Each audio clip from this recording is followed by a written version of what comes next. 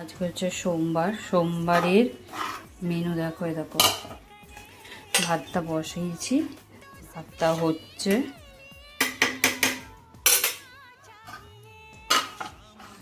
ভাত হচ্ছে, এদিকে আছে মাছের মাথা দিয়ে লাউ ঘন্ট। মাছের মাথা দিয়ে লাউ ঘন্ট।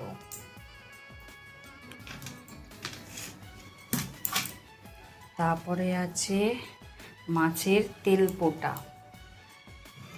ভাজা, পাবদা মাছের ঝাল।